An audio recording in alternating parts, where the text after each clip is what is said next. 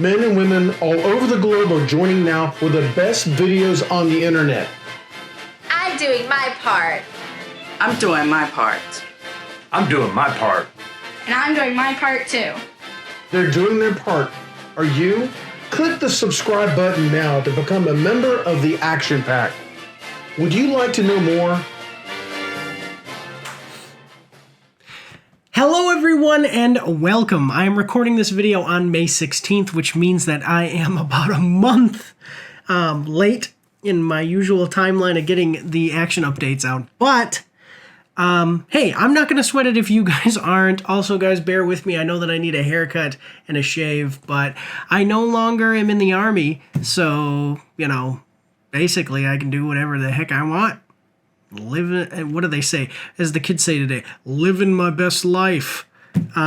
Anyway, guys, we've had a really great. Actually, I'm really excited about this quarter. So we're on our kind of road to monetization here, and this first quarter we've had over 10,000 views a month on average, and we've also gotten just over 1,000 watch hours for the first quarter. If we do that every quarter, monetization by the end of the year. And by the way, that's watch hours that are qualified for, the earn tab on YouTube. So I'm really excited about that. Thank you guys so much for the support. I really appreciate it, guys. This is awesome. This has been awesome. So let's hop in here. We've got quite a few things to cover. I'm Mike, and this is Mike's After Action Reviews, and this is the first quarter 2024 action update.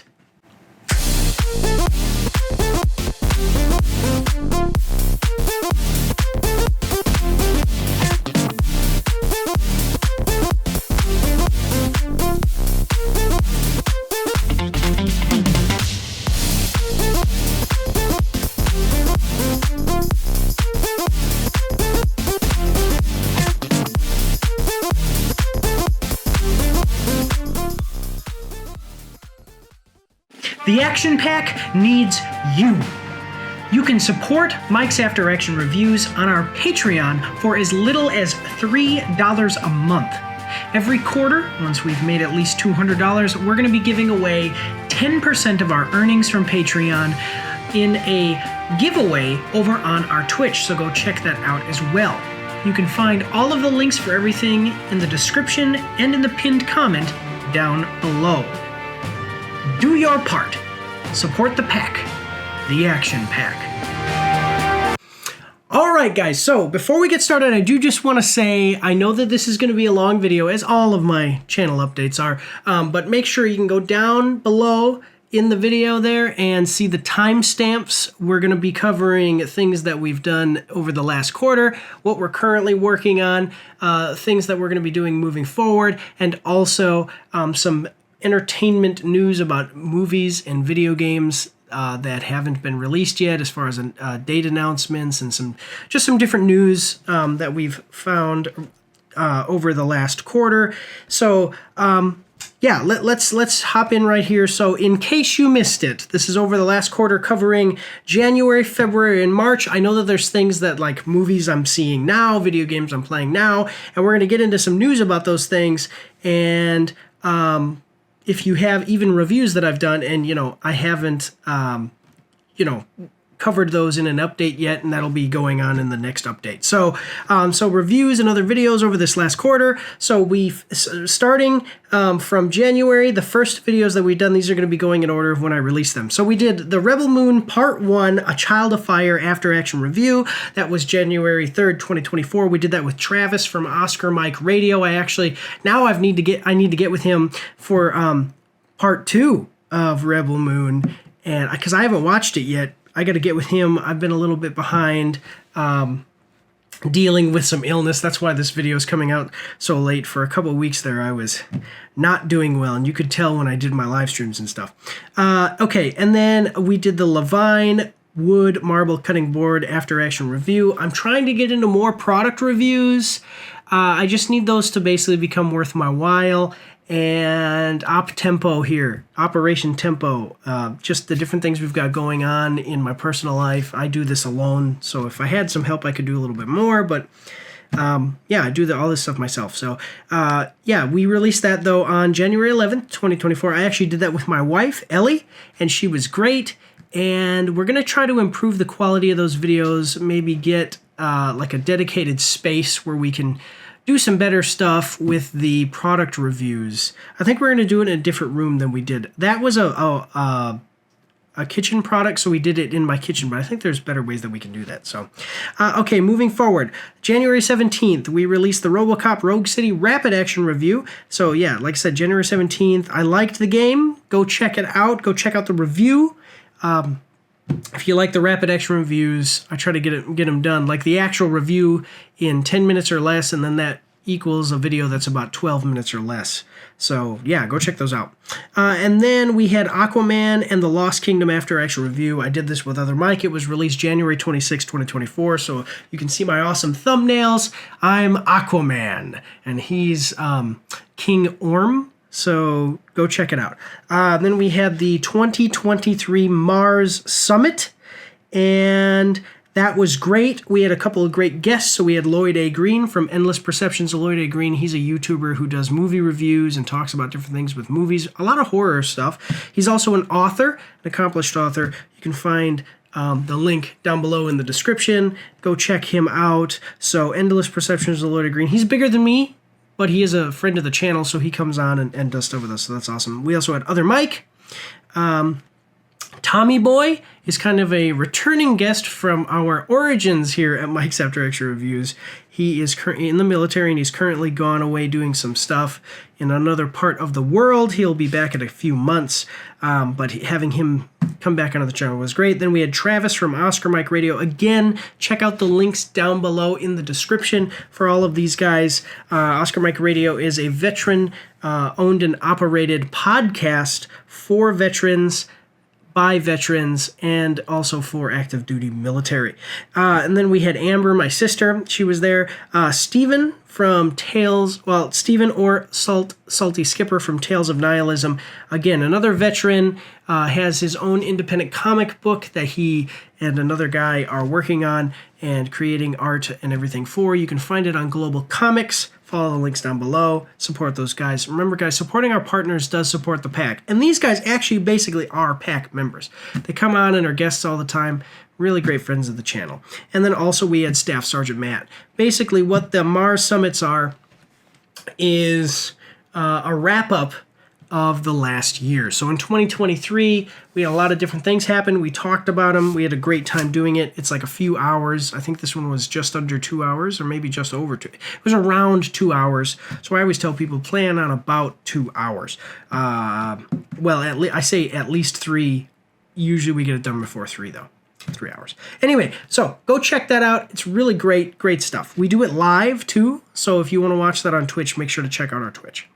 Okay, and then we also did the Glasshouse After Action interview, which actually featured the game's lead developer, Giacomo Montanoli, and he is from Italy, and which is awesome because I have family in Italy. My wife is an Italian national. We released that video on February 15th with, excuse me, Giacomo Montanoli is from...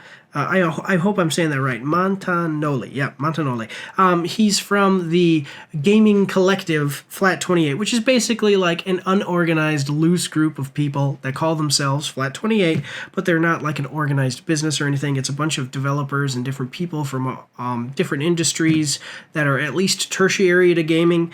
And they do have some like developers that have worked on some big name games. You go check out the video, it talks about it. And they're not exactly organized, but they're given their free time to make a game that they would want to play, which is awesome, and it has some interesting mechanics, so go see that. We also did the Madam Web After Action review, released on March 8th with Tommy Boy. Please go watch the video before you see the movie, and then go see the movie just so you can see the spectacle of it. I actually, to tell you the truth, I would say that it's like one of those movies you want to see so that way you can say like, yes, I watched the movie, it's just as bad as they said. But realistically, it's not even like bad entertaining. It's just, that's what makes it so bad, is that it's actually not bad entertaining. It is just boring. So that sucked. Anyway, go check it out. Okay, we did a $500 cash giveaway. So we hit 1,000 subscribers, and we've actually been growing much faster since hitting 1,000 subscribers. Please, guys, watch the videos, share them, like them, leave comments. Watch as much of each video that you watch as you can each time you watch, because I'm a small channel and that really means a lot. We need to monetize, guys, because once you're monetized, you're monetized. It doesn't matter. It doesn't matter if your viewership drops, if your watch hours per month drop. We need to hit that monetization so that way we can start doing some things more often, including the cash giveaways. Once we get monetized, we're going to give away 10% of the money in giveaways every quarter when we do these updates. But we did a $500 cash giveaway on March 16th, and the winner was McLaren.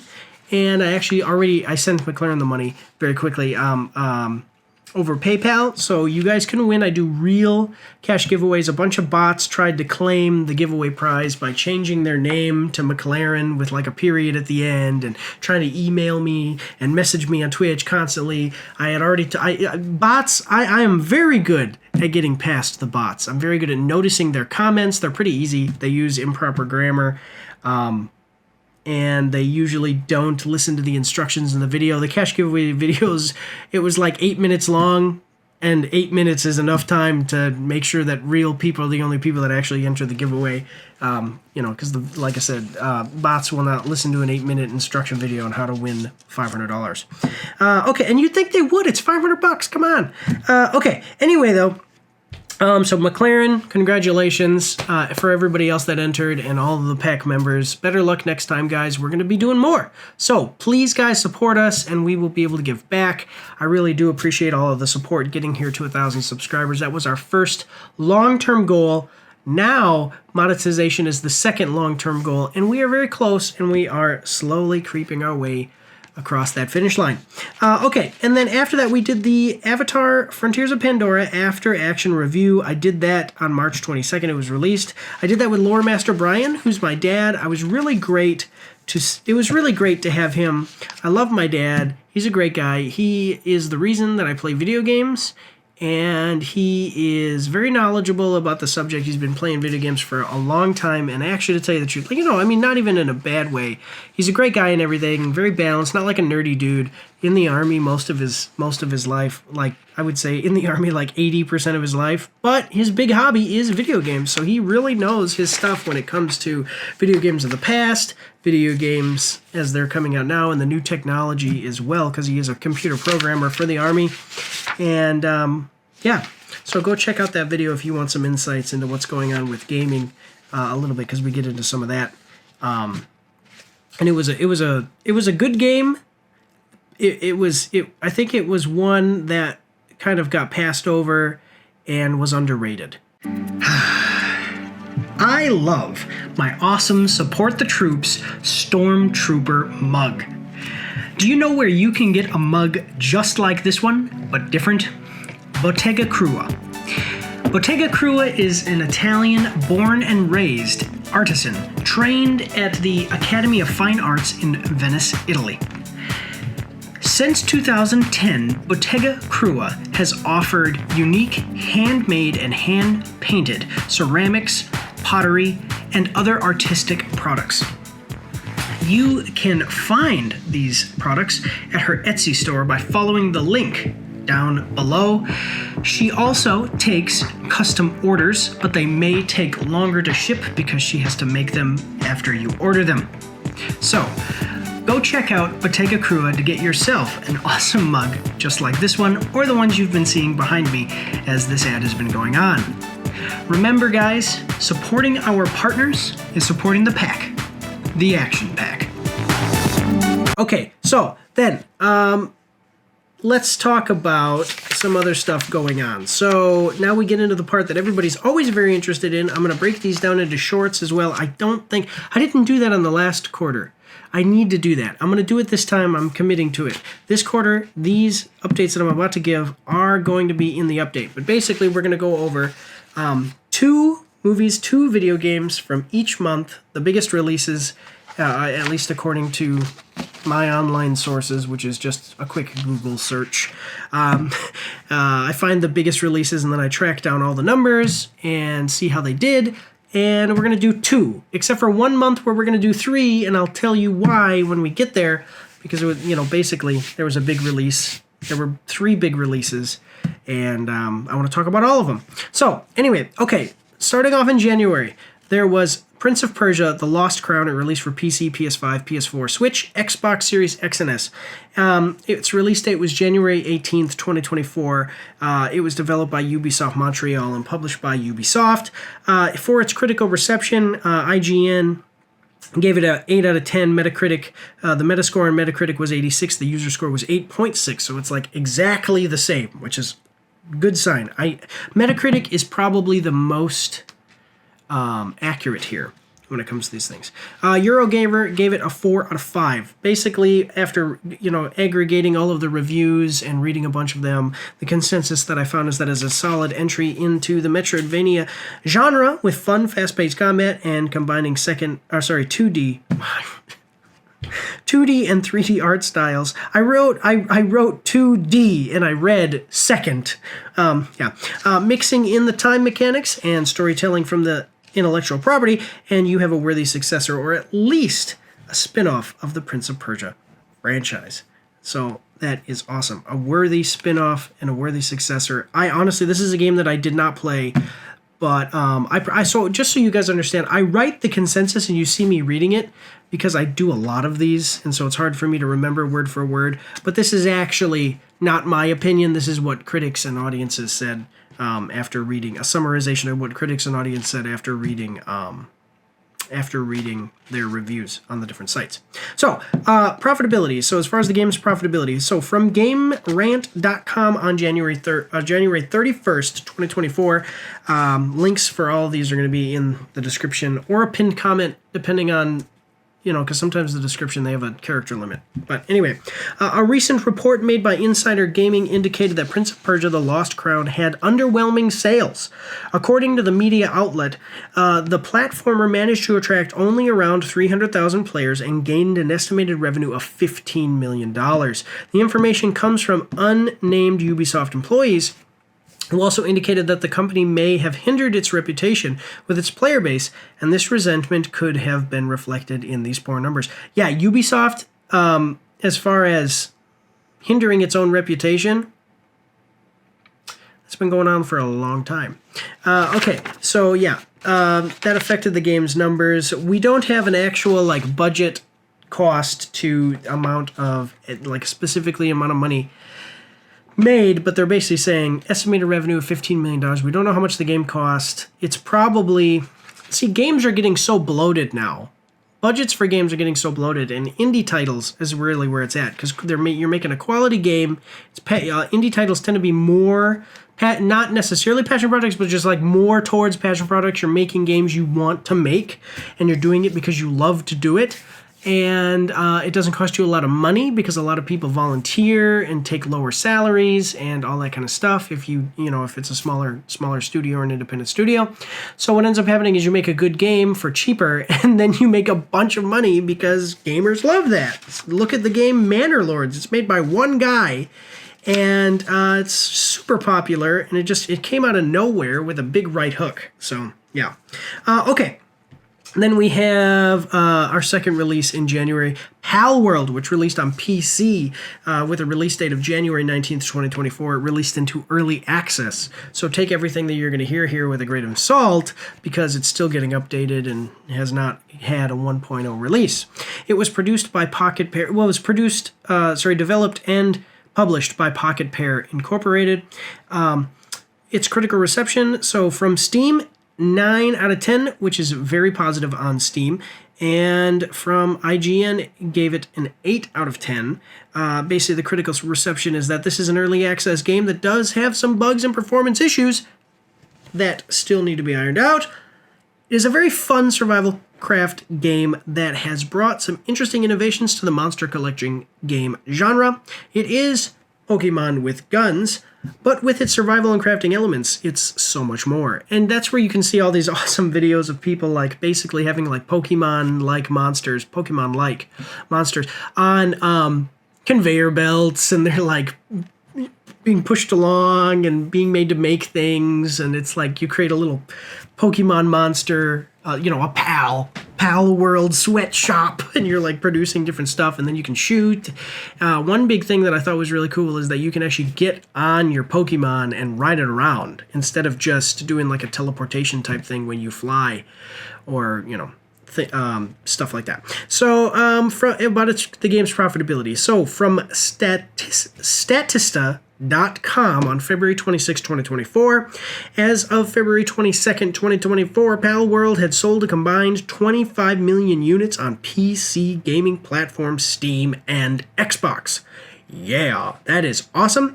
From The Gamer on January 23rd, 2024, according to a recent post by Pocket Pair on Note.com, thanks Insider Gaming, detailing all kinds of struggles and obstacles during development. In this post, it's explained that Pal World eventually ended up costing the studio roughly 1 billion yen to make, which is roughly $6.7 million today. And if you look at the cost of the game on Steam, multiply that by 25 million, and you have yourself quite a profit margin. So that's really great. Good job, great for those guys. Congratulations, Pocket Pair. Yeah, great on them. Keep up the good work. Okay, and then as far as movie releases, we have Night Swim. Release date January 5th, 2024. It was basically production companies were Blumhouse Productions and Atomic Monster, and it was directed by Bryce McGuire. So as far as its critical reception review scores from IMDb put it at a 4.7 out of 10. Rotten Tomatoes, so top critics gave it a 36%, all critics gave it a 21%, verified audience gave it a 43%, and all audiences gave it a 34%. The critical reception that I found was that the film could not make the premise of a haunted swimming pool work. It's bland, predictable, and the horror elements are weak even for a PG-13 horror movie, with some people saying that it is more of a family drama than a horror movie, which actually really sucks because when we initially saw the trailer for it, I said that it reminded me of the episode of Courage the Cowardly Dog where there is a haunted swimming pool, or a haunted lake. Yeah, I think it's like a haunted lake, yeah, or haunted pond. And they did that very creatively like years ago when I was a kid. So you could have done something like that today. I don't know what happened. I didn't see the movie. But people did not like it. So as far as its profitability, so from Variety.com on January 7th, 2024. Now this is going to amaze you guys because yes. Okay, here we go. So Night Swim didn't make a splash at the international box office with just $5.7 million from 36 markets, bringing its global tally to $17.7 million. The film cost $15 million to make, so it doesn't have a high bar for profitability. Now, here's the thing. From BoxOfficeMojo.com, domestically, it made $32 million. Now, again, I said this before, I'm not going to read the $32,494,740. I'm just going to round, okay?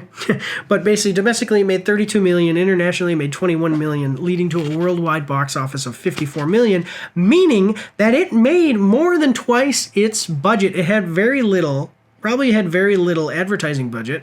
It made more than twice its budget, so there's a likelihood, it made more than 3 times its budget. There's a likelihood that we are going to get a sequel to this. Or maybe not, I'm not sure. But that's the thing about, again, when we talk about video games and movies with the bloated budgets, that's the problem. You have a bloated budget. If you would just have a smaller budget, focus on quality, okay, not have so many developers, what ends up happening is you make a game for less money and then it's good, so players buy it, and then you end up with 3 times your budget, even if the game, and that's the thing, is the failures have to be small, but the successes are large if you have lower budgets with higher quality. This was a lower budget with low quality and still made 3 times its budget. So think about that, Hollywood. Yeah.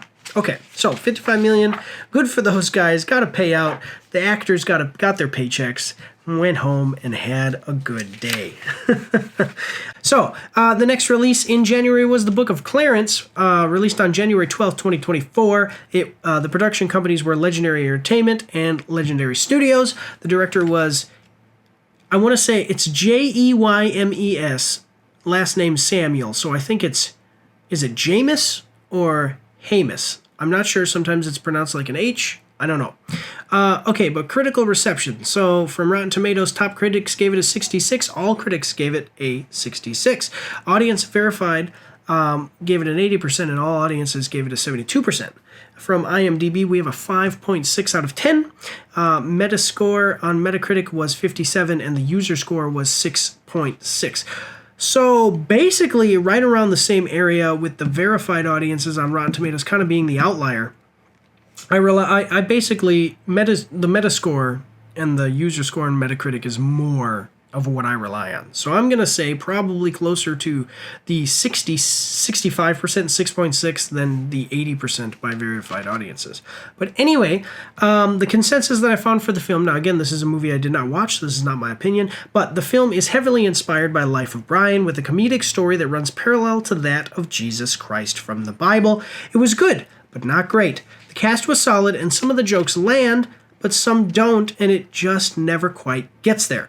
There is also a lack of consistency with the story, starting off comedic, but ending on a more serious note. So I think like Life of Brian was completely a comedy, and like maybe you could read into it and get a little bit of like, oh, this is some social, whatever, political, different ideological stuff.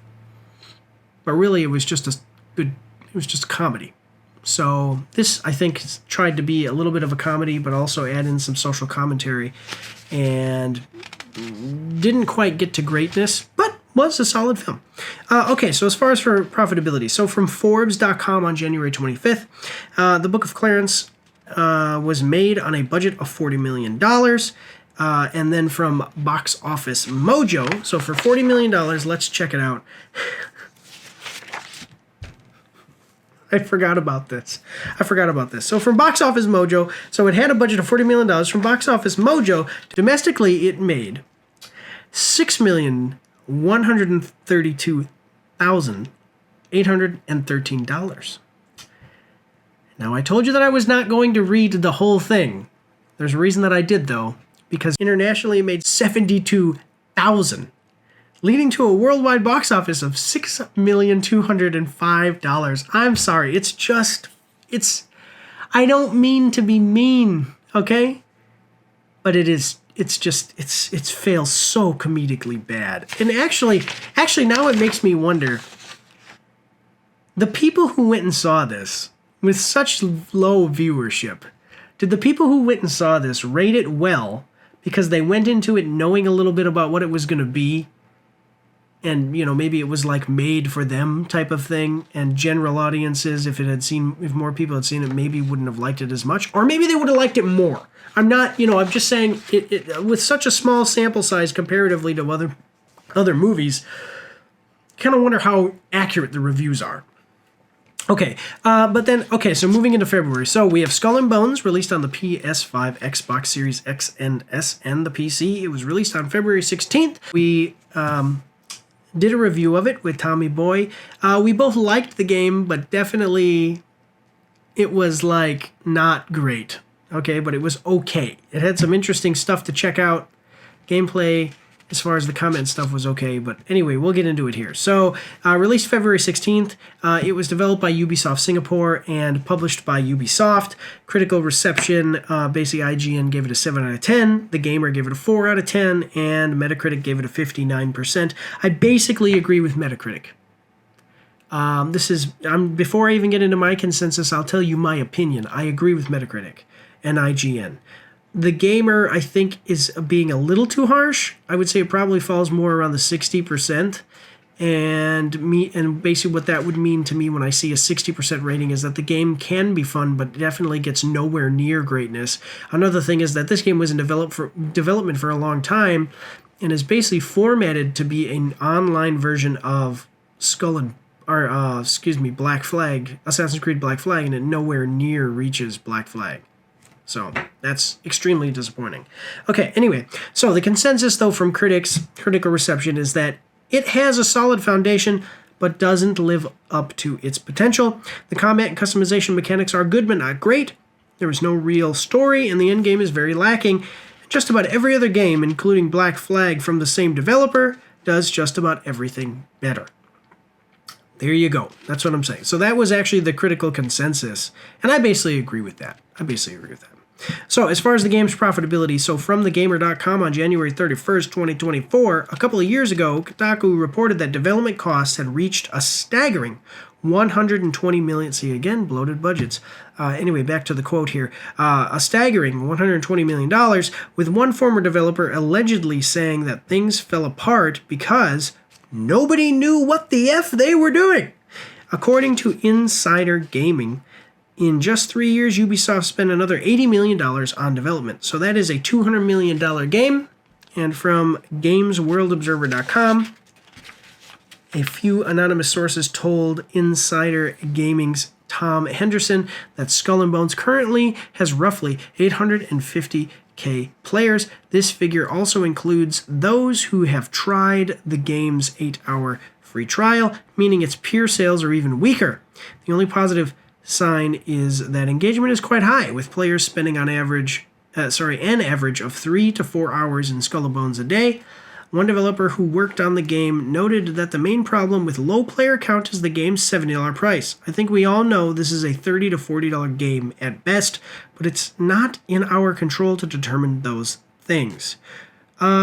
So you can see even the developer said this probably should have been a cheaper title, and then we would have had more players, and it would have been a more fair representation of the quality of the game and what the game is actually worth. But if you look at it, 200 million, even if we so 850,000, let's just say that we give that $1 million. Let's just say $1 million. So you have a $70 price, okay? And by the way, that's being extremely generous because the 850,000 players is including the trial, so that does not equal sales. So sales were probably less. But if you were to say 1 million players at $70 a piece, that's $70 million on a $200 million budget. Not even half. So that sucks. Okay. And I will also say that the game has a mechanic where basically you get to the end game and then you can start having manufacturers, which are timed. They take a number of hours to make, and then it takes a long time to go around and get all of the things that you manufactured, which gives you money.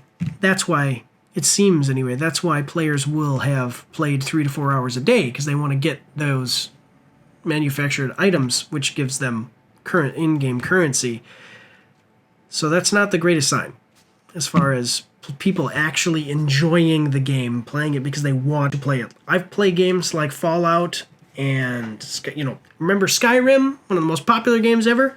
People played hours and hours, hundreds, even thousands of hours in that game because they wanted to play, not because it had a mechanic that made them keep coming back so that way they could get more money and be able to progress in the game. So that sounds a lot like a mobile game. Okay, so our next release, though, February 21st, 2024, Terminator Dark Fate Defiance, released on the PC. It was developed by Slitherine and also published by them. Its critical reception is as follows. IGN gave it a 5 out of 10. Metacritic gave it a Metascore of 72 and a user score of 5.4. And Steam, it is mostly positive with a 7 out of 10 rating. Basically 70%. Okay, so the critical consensus that I found is that the game is generally well made, but is a generally well-made but flawed real-time strategy game set in the future war of the Terminator franchise. There are some issues with the game's AI There are some issues with the game's AI possibly being too difficult, but it does a lot right and is worth a look if you are a Terminator fan. So I think, based on another thing I'll add to my little consensus here, is it's probably made more for Terminator fans than just raw RTS fans, and I would also say there's not as many RTS fans. So it could be that people are playing it who are not RTS fans and maybe giving it lower scores. It could be that people who are Terminator fans who are not RTS fans, real-time strategy game fans, are playing it and then not liking the RTS aspects. Yeah, and then, and anything in between there as well. So I think that, again, the critical reception here actually is basically generally positive. And average to above average is basically what it would be on my scale. I didn't play the game, but it's a smaller studio. Let's talk about its profitability, though. Basically, we have no production cost data, but from GameSensor.info on February 20th, 2024, according to GameSensor's forecast, the game achieved nearly $500,000 in sales within the first 3 days of its release on Steam, with almost 10,000 copies sold. These numbers underscore the game's popularity and appeal among gamers worldwide. Okay, okay, and I will also say this is also from GameSensor.info. I don't know, I couldn't find exactly where they got these numbers, but basically, it's under they listed under, Terminator Dark Fate Defiant sales and owner statistics, total gross being $2 million, and total net being $900,000. So that is a game from a smaller studio with a lower budget that is basically solidly made, not a huge amount of bells and whistles, but turned a profit instead of losing hundreds of $1 million like AAA titles have been doing lately. Okay, so then moving forward, Madam Web. Here we go. Released on February 14th. Base of the production companies were Sony. It was directed by S.J. Clarkson. Its critical reception was as follows. IMDb was a 3.8 out of 10. Rotten Tomatoes, top critics gave it a 14%, all critics 11%. Verified audience, 57%, and all audiences, 41%. I'm going to say I agree more with the critics on Rotten Tomatoes because we did a review of this, so go check out that review. Again, boring. That's the problem. That's why I would say it's closer to 10% than it is 40 or 50%. Just bland and boring. Anyway, the Metacritic. So on Metacritic, Metascore 26%, user score 2.7. I would even say, yeah, probably Metacritic is, again, the most accurate here. Okay, so the consensus that I found critically here was basically summed up very well in an IMDb user review, so I'm going to read it. It's a little bit lengthy, but I'm going to read the whole thing because I think it's important. This was posted on April 28th, 2024. The script is terrible. There are no redeeming qualities to this film. I waited to purchase the movie until the price went down. I should have waited longer. It took 3 tries to finish the film. I kept falling asleep. The 3 younger characters had potential only because of the actors chosen, but they had little to work with and terrible lines that at times don't make sense. No one is talking about the very wooden performance of Dakota Johnson. She was a poor choice for this character. It's very rare to see someone do the bare minimum for a role and overact at the same time. That scene where she learns about her past, awful. Let's not forget about the antagonist. Poorly writing and poorly portrayed. I imagine poorly written. He is no slouch in adding nothing to the film. Whoever greenlit this script should not be allowed to do it again. They should have waited for a better storyline and script to at least give its actors something to work with. The studios should stop blaming superhero fatigue and start to realize their audience is a lot smarter, which is something that I completely agree with. Because I don't think that's any kind of fatigue is true. I don't think that Western movie fatigue or action movie fatigue or spy thriller fatigue or alien movie fatigue or superhero fatigue exists, because we've been in a kind of this renaissance of movies for superheroes for a long time. And even though everybody's focused on superhero movies, we have other genres of movies that have come out in that time, in this time period, and they've done really well. Why? Because they were good. So, yeah, I mean, that's really it. When's the last time that we had a huge, Western movie?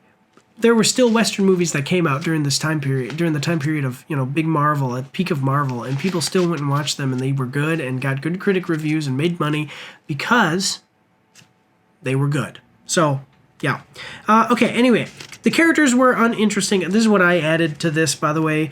I would just say that the characters were uninteresting, the dialogue was bad, the acting was bad, and the story was insultingly bad.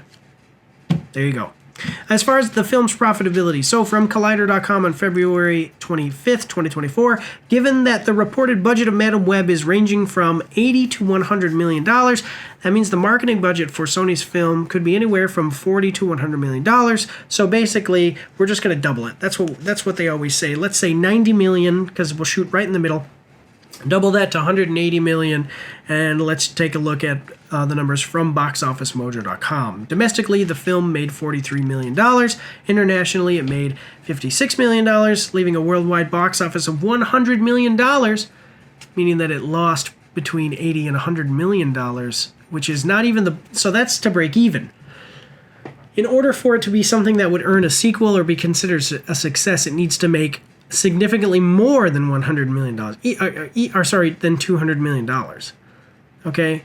Like if it made $180 million, if it made its budget back plus, double its budget, if it made double its budget, that's not a success. If I invest $100 million, I don't want to make a profit margin of $1 million. I want to make a profit margin of $300 million. So that sucks. Okay. Yeah, don't watch this one. Don't even rent it. Just watch people make fun of it, because that's more entertaining. Okay, so then the other release, February 9th. This is one I did not see. Lisa Frankenstein. Okay, again, released on February 9th. Production companies were MXN Entertainment, and it was directed by Zelda Williams. The critical reception is as follows. So from Rotten Tomatoes, top critics gave it a 43%, all critics gave it a 51%, audiences gave it an 81%, so verified audience gave it an 81%, and all audiences gave it a 75%. IMDb gave it a 6.1 out of 10, and Metacritic gave it a Metascore of 47 and a user score of 5.3. Basically, the consensus that I found is that the film is an 80s nostalgia, cheesy rom-com that is fun, but is more style over substance, making it a bit mid-range in quality. This is probably one of those movies that you watch on Netflix, when you're sitting at home on a rainy day, or you like after dinner, it's movie night, it's free to watch because it's on Netflix, so you watch it, and it's okay. But it definitely wasn't worth seeing it in theaters according to the critical reception. So I'm not saying the movie was bad, I'm just saying that it wasn't amazing, go to the theaters to see and make it a big family day out. As far as the film's profitability, from Variety on February 11th, 2024, Focus Features only spent $13 million to make the film, which may cushion box office shortcomings. So they were kind of predicting there. I'm not giving you the whole so I'm giving you a quote from the article, but I'm not reading like a whole paragraph or anything. This is just one section. Basically, they were predicting the film was not going to make a huge amount of money. And from boxofficemojo.com, domestically it made $9.7 million. Internationally, it made $153 million, with a worldwide box office equaling $9.9 million. So it lost money. But, again, smaller budget, moderate to high quality movie. It lost money, but it didn't lose $200 million. It lost probably $15 million. $15 million is nothing to shake your fist at, okay? But it's not $200 million. So these are the types of movies you need. You just need them to, these are the budgets for movies that you need. You just need to make them a little bit higher quality, drum up more interest, bring better people in, stop paying these idiots who make bad movies. Okay, and then our final month for this quarter was March. So, as far as video games, we had Rise of the Ronin on PS5. Now, I did a review of this one. Go check out my Rapid Action review. It was released on March 22nd. It was developed by Team Ninja and published by Sony Interactive Entertainment. Critical reception is as follows. GameSpot gave it a 7 out of 10. IGN gave it a 7 out of 10. And Metacritic gave it a Metascore of 76 and a user score of 8.7.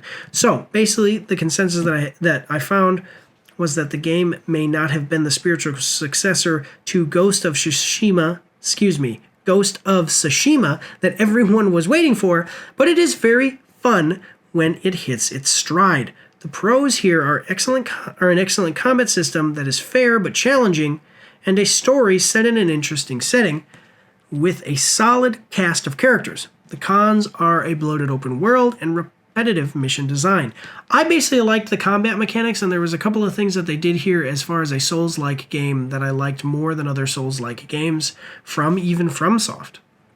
I think it's a bit ridiculous the way that combat looks in FromSoft games where your character is always just rolling around because you dodge so much. Here they make it beneficial, quite a bit more beneficial for you to block, which makes you look more like a swordsman in combat, which is awesome. So I really liked that.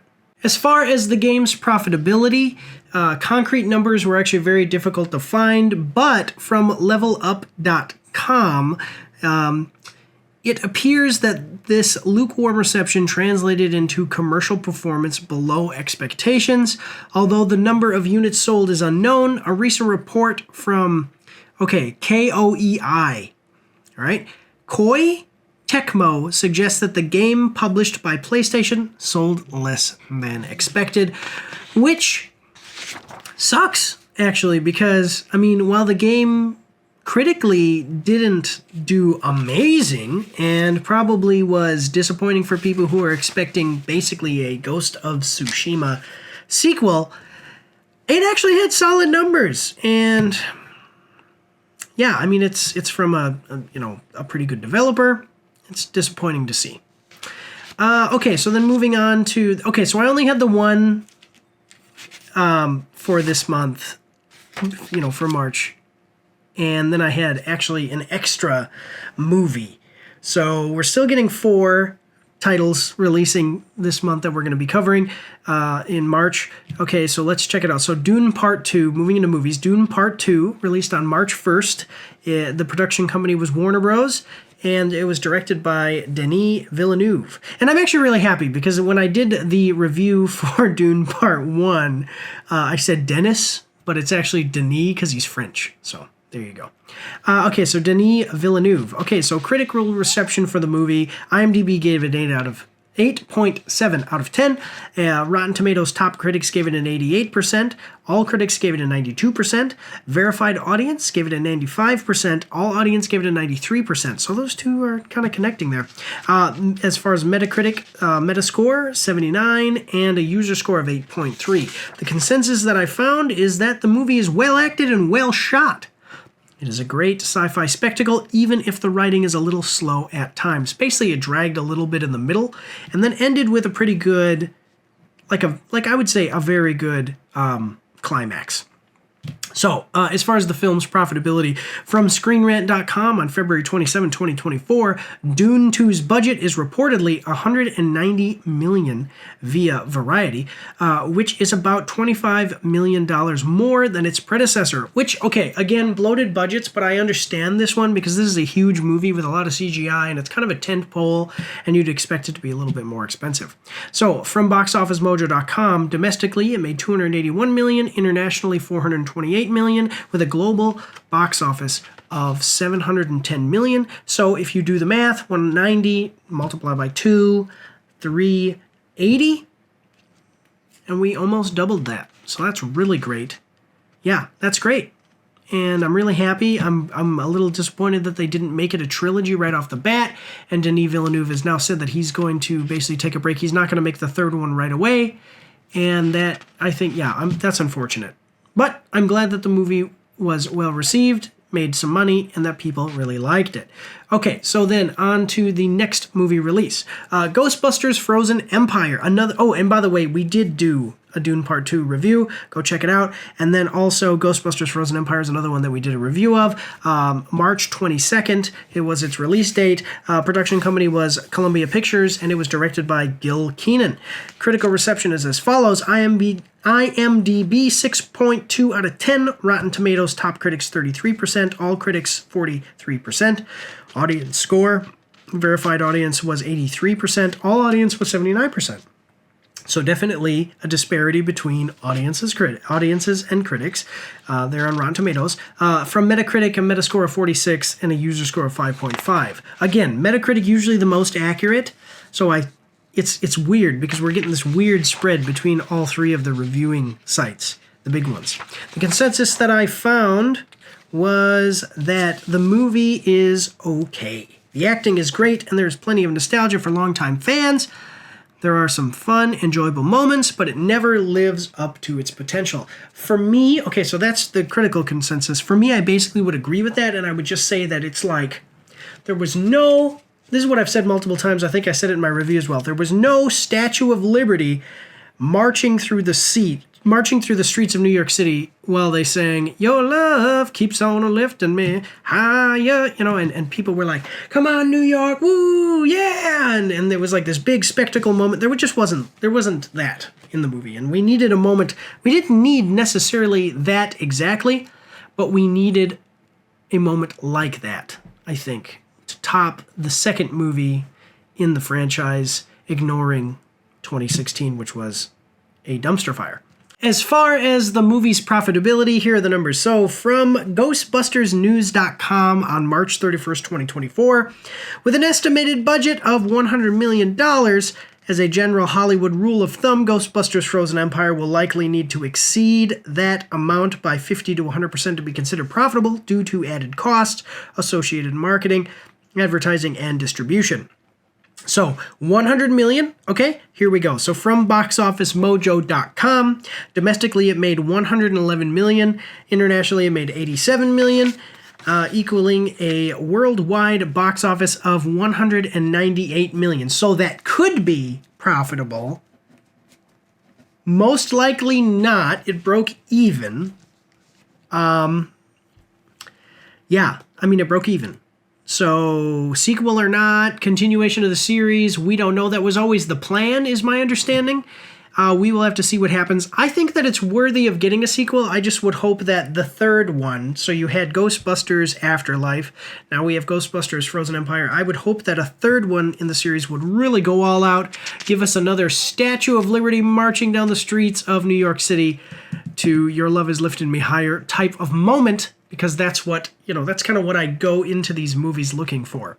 Okay, so then our last release for the last quarter is Godzilla X Kong: The New Empire. Now, this is one that I actually took notes on. Tommy Boy and I were going to do a review, and then I just didn't have time to finish it. Editing some of these videos takes a long time, so I wasn't able to do that. I didn't even record it. Tommy Boy actually had to leave because of the army, so he's gone doing other stuff. And this is one that we didn't have time for. So, bear with me. I do all of my own editing. I do most of this stuff myself, so sometimes it can take me a while, and I don't have time for everything I want to do. But the movie was released on March 29th. The production company was Legendary Entertainment. It was directed by Adam Wingard. The critical reception is as follows. IMDb gave it a 6.4 out of 10.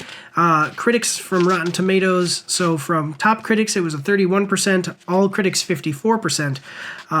Verified audience said 91%, and all audiences gave it an 88%. So there is a disparity there between critics on Rotten Tomatoes. There's always the biggest disparity between critics on Rotten Tomatoes and audiences, disparity between critics and audiences on Rotten Tomatoes. Metascore was 47 with a user score of 8.1. And there's another disparity which is not as big as Rotten Tomatoes, but it's still there. So the consensus that I found, critical consensus here, is that critics admit the movie is fun, but give it a low score because they don't like anything that is just entertaining. Audiences universally praise the movie because it is a fun spectacle showcasing set-piece battles between giant titans. Yeah, I mean, we've gone through this a couple of times now over the course of, we've been doing these action updates. Critics really want something more than entertaining, and that's the problem with media, because critics equal what, like 1%, less than 1% of audiences, and then general audiences they don't want to be preached at. They don't necessarily always want cultural stuff in these movies. I mean, this is about a giant ape fighting a giant lizard. What cultural impact would you like this movie to have? I mean, there are things you can get from it. Standing up to your enemies, fighting, being strong. Be strong like Kong. There you go. But I mean, nothing more about any political commentary it's usually political commentary that the critics are looking for, and it just wasn't here, which I think was better for the movie. And Just critics didn't like it, so screw the critics is what I say. But as far as its profitability, let's check it out. So from Variety.com on March 31st, 2024, the new Empire carries a $135 million production budget, so it needs to resonate with ticket buyers across the globe to justify its mighty budget. All right, so let's see how it did. From BoxOfficeMojo.com, domestically, it made $192 million. Internationally, it made $366 million, equaling a worldwide box office of $558 million. So, critics, again, screw the critics. Screw the critics. Screw the critics. Nobody cares about the critics. Nobody cares about the critics. Critics don't make you money. Video game critics don't make you money. Movie critics don't make you money. Audiences make you money. So when people complain about things like fan service and doing what the audiences want, shut those people up. Don't listen to them and go where the money is. And the money is in the pockets of your fans and audiences. Hi, it's Travis with Oscar Mike Radio.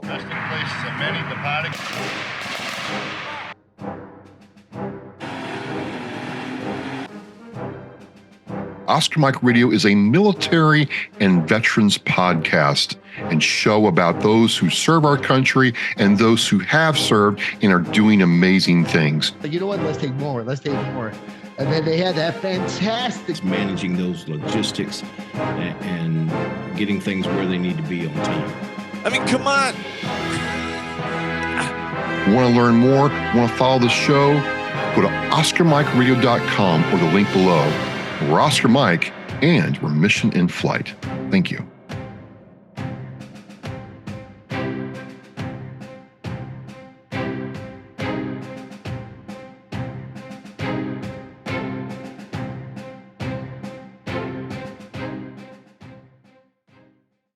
All right, so that is the last quarter, and yeah, that's the last quarter. And we have some things that we are doing currently that I want to talk about. So what I'm currently working on is, or basically what I'm currently working on, or what's currently happening, is that streaming has changed. Gameplay streams are basically going to be on Twitch, and those happen Monday, Wednesday, and Friday. They're scheduled. I basically do it from 1 to about 4:30. And trailers with mic streams are now going to be on YouTube. And the reason we're doing that is because we are chasing numbers for monetization. I mean, I'm just being honest with you guys. Some people wouldn't want to admit it, but I have no problem. We are chasing numbers for monetization. Putting our live streams on YouTube gives us watch time hours, and we need it. So now trailers with mic streams are going to be on YouTube, so check those out. I know that I missed this last week. That's because I was seriously sick, guys. Like, the longer that I was sick, the worse I got, and it just really messed up some things with the channel. But we're back on track now. We're gonna pick things up from this week with Other Mike. Yeah, so the short schedule has also changed. So basically, I was doing Mondays, Wednesdays, and Fridays streaming the gameplay for whatever game. Right now I'm doing Stellar Blade, and then Tuesdays I was releasing the shorts, Thursdays I was releasing the trailer reactions. I'm not going to do that anymore. I'm going to release everything on Thursdays to the members, so join as a member, guys, and you can get you can see your videos on Thursdays, and then Friday everything goes public, so check that out. I'm always looking for help, guys, so if you're interested in being on the channel, helping out, if you have if you want to be a YouTuber and you want to latch onto a channel, you can definitely come over and help me with my stuff, and then eventually branch out and do your own thing, or whatever you want to do. Anything that you can do to help out, please do that. Also, I have like the channel membership. We have subscribing over on Twitch. We have the Patreon. Doing all of that stuff really does help us. I really, really appreciate the support that we've already gotten and the support that we will get in the future. You guys are great. Thank you very much. Okay, so then moving forward, so that's all we've got really. Not a whole lot going on right now. Moving forward, I do want to let you guys know that from June 17th to July 28th, I'm actually going to be gone. Now, the op tempo right now for video game releases and movie releases is a little slower, so I think it'll be okay. I know that it's summer, so that might sound weird to say like, oh, the releases are slow. It's just the stuff that I was interested in, we're going to get into here. It's a little slower, and I'll kind of go over things that I'm going to miss because of this. But yeah, so I'm going to be gone. Bear with me, please. Mike's After Action Reviews is also building a website. It will be finished soon. So Mike's After Action Reviews is actually owned by my company called MAARs Media LLC. It's an advertising company. We do the ads on the YouTube channel, and then we also just do ads for other companies, mostly local businesses where I live, small businesses and small online retailers. Basically, our niche is trying to... basically, you have like advertising companies that are really expensive to shoot a commercial. And you don't really have anything, and maybe you have some mid-level stuff there, but you really don't have low-cost advertising like that shoots commercials. And I know how to do it, and we have all the equipment, so we shoot commercials for small businesses. And so we're building a website for Mars Media, and we're building a website for Mike's After Action Reviews simultaneously. The websites are up, but I'm not putting the links out because they're not finished, so it just looks goofy, and it's not anywhere near where it's going to be when it's finished. So watch out for that, guys. And then, yeah, not a whole lot really planned, except we're going to get into the releases moving forward. My name is Stephen Russell. My co-writer, Joseph Miles Pittman, and I would like you to imagine a graphic narrative that disrupts the superhero genre's conventional boundaries. Tales of Nihilism unfolds a thought-provoking anthology with diverse story formats from succinct comic strips to multi-saga issues. But at its core, the Ballad of Philip Kirshner explores existential challenges of an ordinary man in a world inundated with superheroes. The anthology challenges prevailing hero worship narratives, diving deep into societal introspection. We invite readers to confront uncomfortable truths about our culture's obsession with saviors and question the prevailing societal structures. The series is not just a comic, but an invitation to contemplate, challenging readers to reassess their perspectives on heroism and societal norms. It's an opportunity to offer audiences a fresh, introspective take on the superhero universe, sparking conversations, reflections on the human condition. You can find the series digitally on Global Comics, or follow the links below to get your own physical issue.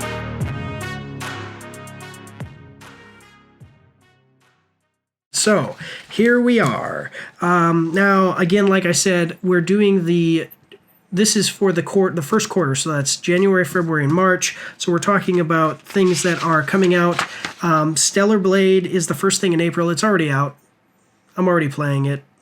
You know, we're in May, so just bear with me as these things kind of overlap with what's coming out and what is currently already out. So starting in April, going over releases. Starting in April, we had Stellar Blade come out, released on the PS5, April 26th, developed by Shift Up, published by Sony Interactive Entertainment.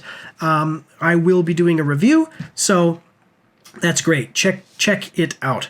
We have the Ministry of Ungentlemanly Warfare that was supposed to release on April 13th, and it was supposed to release on April 19th, but it actually released on the 13th. Production company was Lionsgate Films. It was directed by Guy Ritchie. I skipped this one due to time constraints, so that's why you guys aren't getting a review of that one, okay? But I did hear that it was pretty good, and when we do our next action update, we will talk about it. Or at least looked good.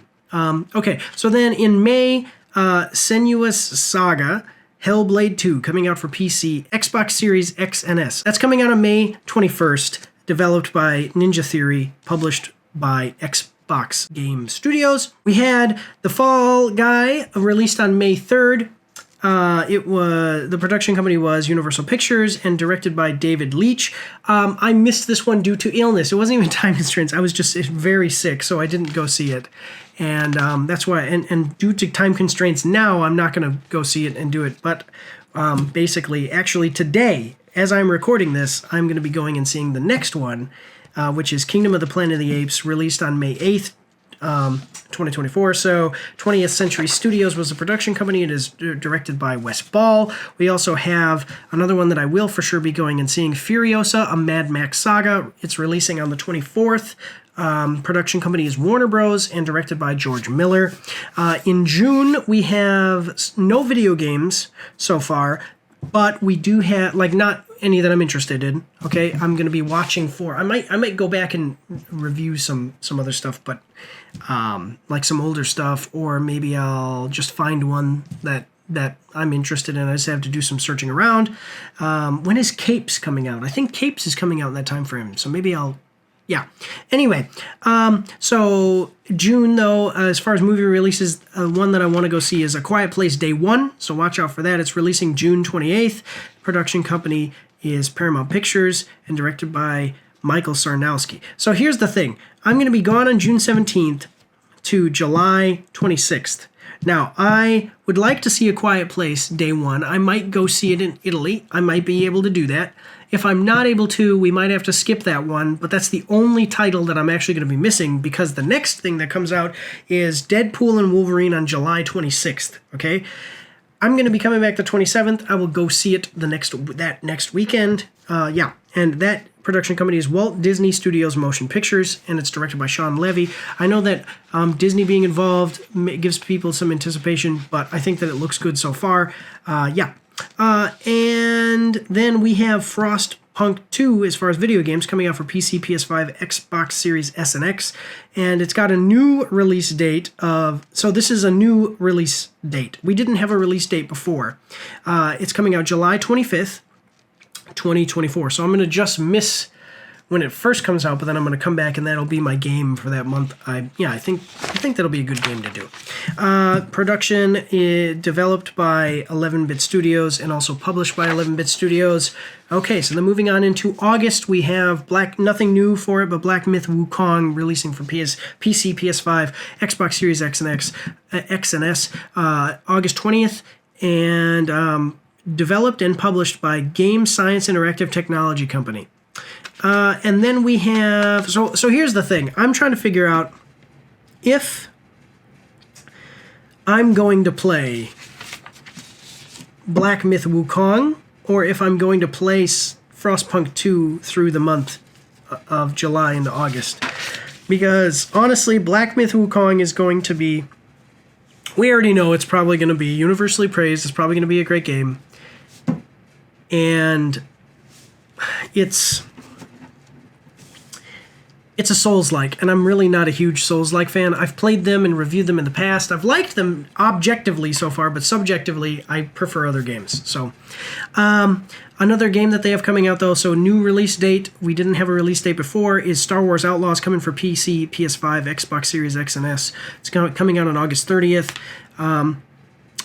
Developed by Massive Entertainment and published by Ubisoft. Due to some controversies, I'm still deciding whether I want to play this. Basically, Mike's After Action Reviews has tried to steer clear of actual political issues and certain other types of controversies. We talk about culture and things, but we try to stay away from like political policies and things like that. And there's some issues with this that I'm not going to get into here, but I'm not sure if I want to support this game and review it. So we'll see what happens. I have to make a decision. Let me know what you guys think in the comment section down below. Okay, and then as far as movies, Alien Romulus, coming out August 16th, 2024. So production is the Scott Free Productions, and it's being directed by Fede Alvarez. And I think that it looked really good. We saw the trailer. Other Mike and I watched the trailer for it, and it looked really good. Did a reaction to the trailer. It looked pretty good. Yeah. Okay, and then September, Warhammer 40,000 Space Marine 2. Coming to PC, PS5, Xbox Series S and X. It's coming out on September 9th. No new news for it, but it's being developed by Saber Interactive and Focus Entertainment. I think that is the one that I'm going to do. Yeah, that's the one I want to do for September. So basically, if I do Frostpunk 2 from July to August 25th, I usually give myself about a month. That's perfect for me to then go into, take a little bit of a break, go into Warhammer Space Marine 2 on September 9th. I have to play the first game. I haven't played the first game. Well, I started it a little bit when it first came out. When I was in the Army, I just got out of basic training. But I think I could play through the first one just in preparation for the second one and then play through the second one because that looks like it's going to be a good game. As far as movies, we have Beetlejuice releasing on September 5th. No new news for it. Looks like it's going to be good. We've done some trailer reactions. Yeah, September 5th, 2024.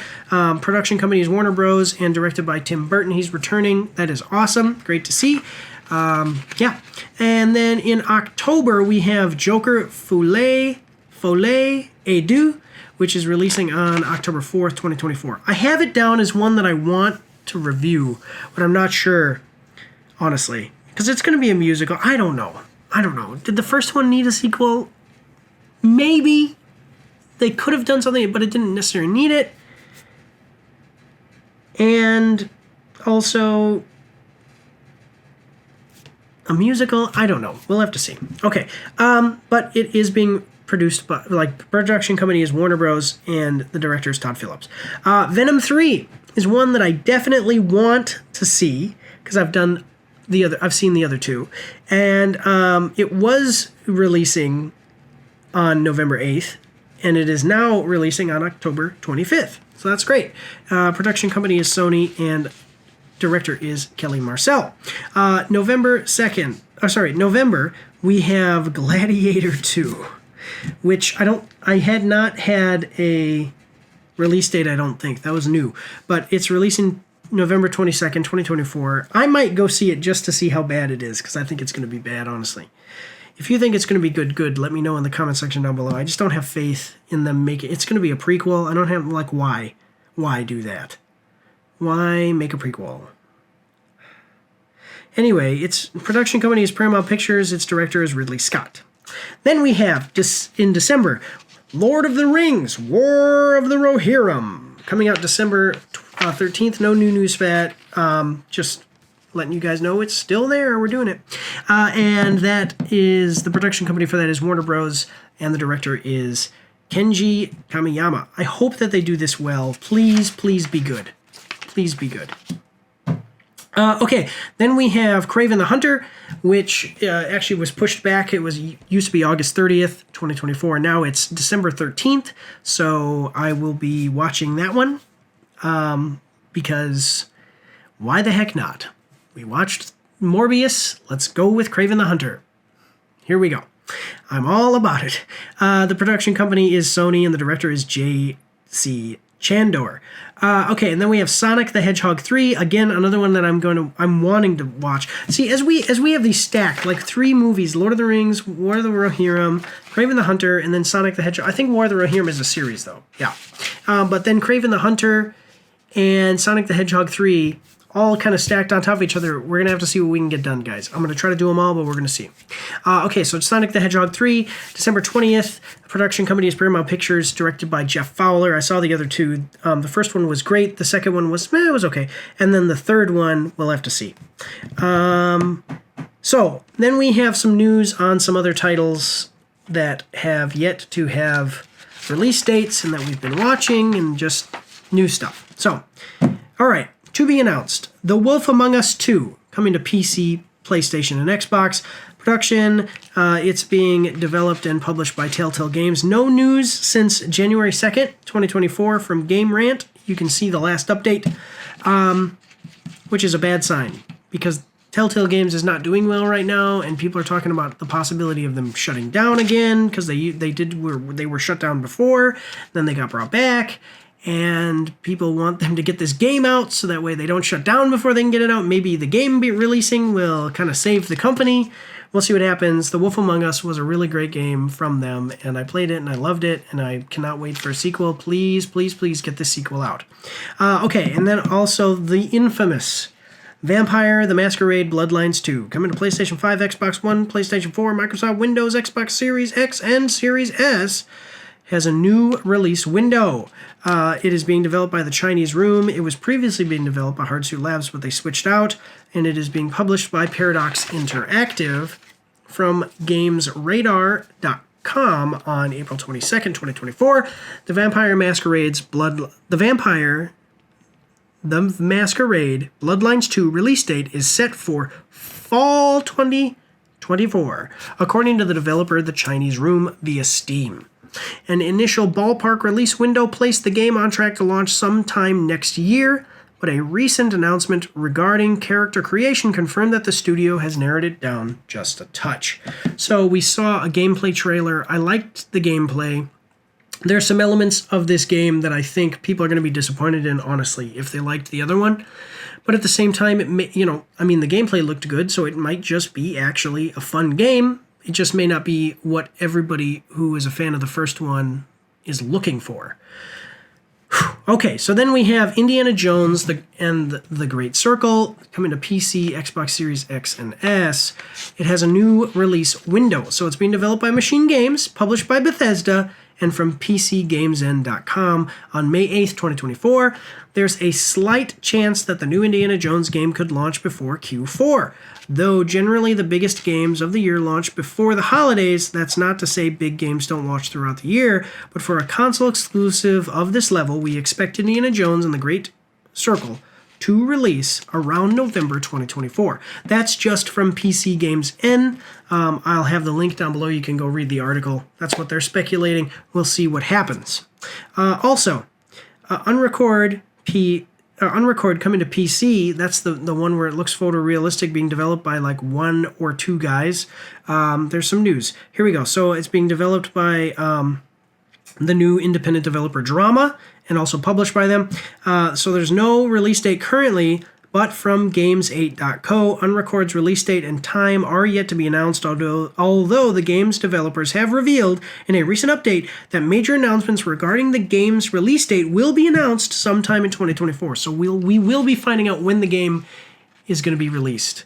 They have not done any updates like this in the past, basically because they've been wanting, the developers Drama have been wanting to play it close to the chest and not miss any dates that they give out to people. All right, moving forward to another infamous game over the last couple of years. It's kind of grown in infamy, is the Prince of Persia: The Sands of Time remake, coming to PC, PS4, and Xbox, probably to PS5 now.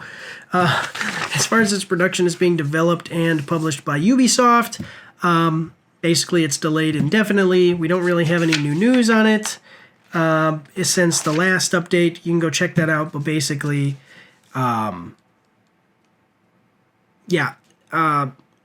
real news.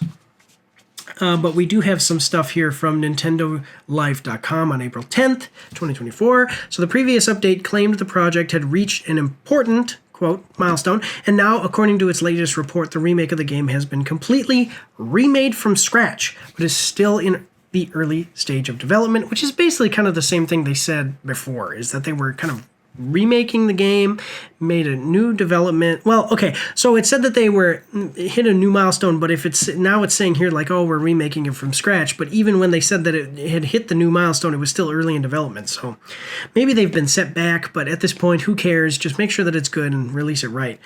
Footage sent to Insider Gaming under the condition that it does not go public shows the game is somewhat still in an early stage, missing textures, assets, etc., and is unfortunately likely a ways off from release.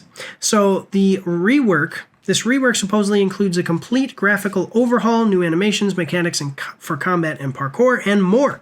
The title has also supposedly been rewritten and recaptured in mocap. In addition to this, the same exclusive suggests the original voice of the Prince, Yuri Lowenthal, will no longer be reprising his role.